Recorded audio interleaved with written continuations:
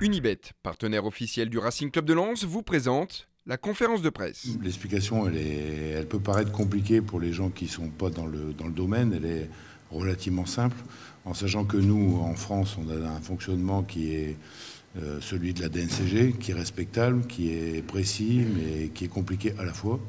Derrière, on a un actionnaire et un pays qui se trouve à 5000 km, qui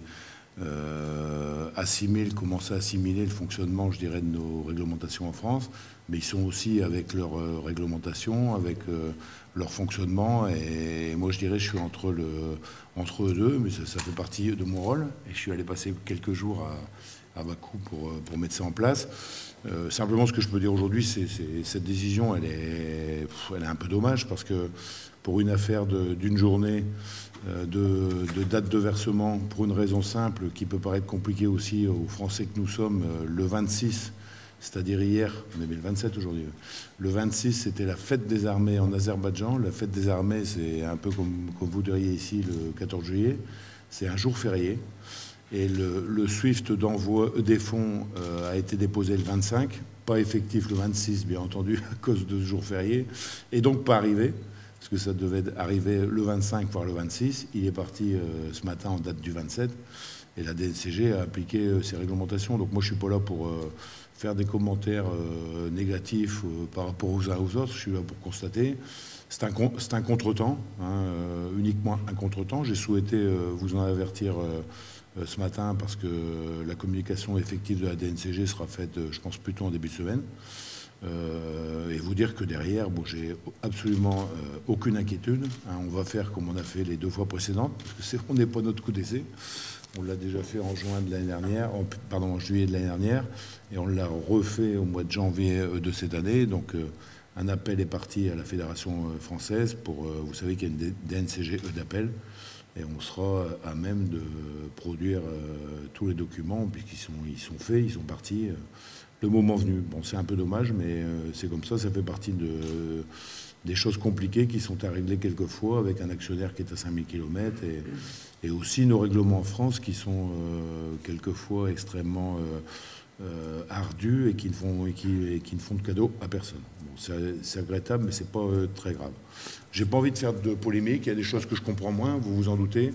J'ai pris acte. Je suis déçu, surtout pour mes supporters, parce qu'on ne va pas aller critiquer le stadium Métropole Nord, mais c'est vrai qu'au niveau contenance, c'est faible par rapport au potentiel de Lens.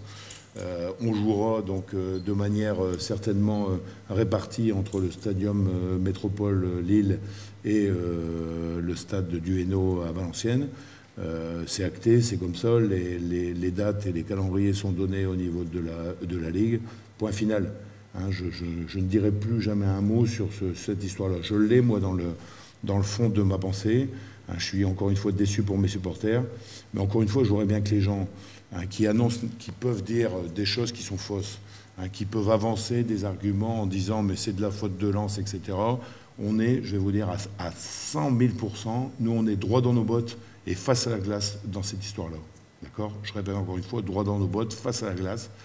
Les gens ont été prévenus, contactés, discutés, dont acte aujourd'hui sur ce qui va se passer. C'est pas idiot de penser que ça pourrait être 8 et 8 et 3 matchs au Stade de France. Aujourd'hui, c'est pas encore arrêté définitivement. On a l'accord aujourd'hui de 4 joueurs ça va être mis en suspens quelques jours, bien évidemment, par rapport à cette situation.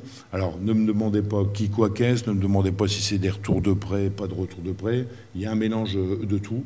L'objectif cette année au niveau du club, c'est de faire un recrutement de qualité au niveau des gens. Ça veut dire pas dire on va prendre 9, 10, 11 joueurs. On va plutôt s'orienter sur 6 joueurs, y compris éventuellement des retours de prêt.